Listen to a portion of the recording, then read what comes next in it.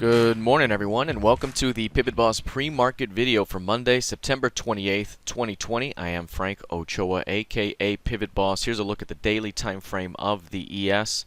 You'll notice that the ES has bounced from recent lows here, and the Friday rejection and rally was nice as we have continued higher here in overnight trading. We are now holding at the highs here of the overnight move and are above the previous week's high price right now of 33.26 quarter. This is going to be a very, very important zone right here, because while we are starting out the week strong, this is in the midst of a down move. So if there is any failure to hold these gains up here, we could be looking at another lower high that leads to another lower low. So we could be looking at another drop into new lows ahead. So again, this is going to be very, very important. Can the market stay above 33.26 quarter? Right now, VWAP trending up. Everything's bullish. It looks very strong right now. But again, any failure to hold above the 33.25s could open up a failure ahead that could lead to another round of weakness. And the next zone below would take us into this LVN around 31.50 and perhaps back toward the 200-day moving average. So again, got to make sure we can stay. Now, while we could pull back here early on, if bulls can continue to hold price above 3,300, that shows more strength. But again, coming into a bearish PEMA trigger zone as this thing trends downward, usually that could be met with selling pressure, so just keep an eye on that. All right, let's take a look here at the NQ. Now the NQ, very similar price action here. Last week we were looking for the potential to bounce it off the previous month's low back toward the 11.5 level, which is recent highs here, and the FOMC key level. It kind of started, then failed back down, a double bottom here, and so far we've bounced back up.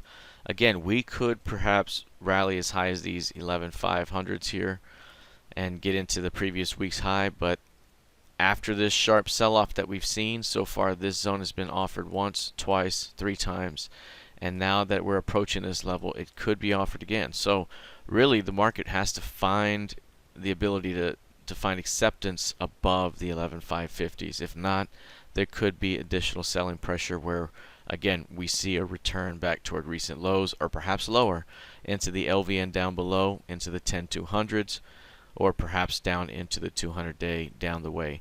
Again, we got to see how price responds. Now, short term, again, the market is still holding very nicely here. 11.300 is a good near-term level that if price were to return to 11.300, bulls may want to defend that zone on an intraday basis. Below 11.3 opens up a bit more of a pullback, intraday speaking. All right, let's take a look here at crude oil.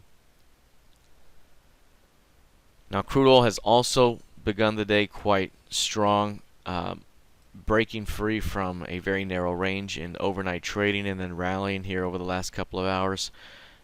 This is right at the center of this compression here. We really haven't been able to see much movement away from 40 half.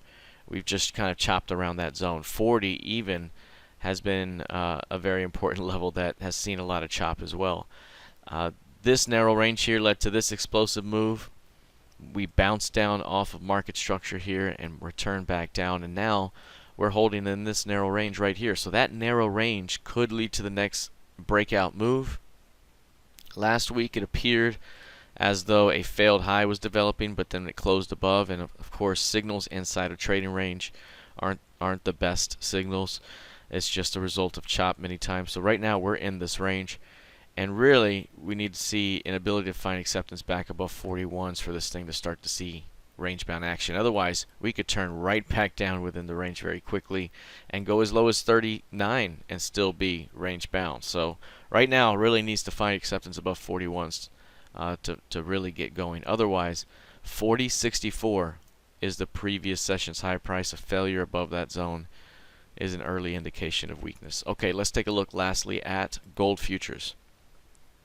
Now gold has gotten a bounce off the 1851s.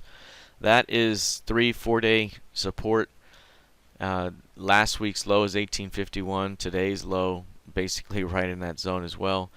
and you can see 3 days of narrow range action. If we come down here to the PivotBoss Advanced ADR indicator, drop this down to 3, click OK.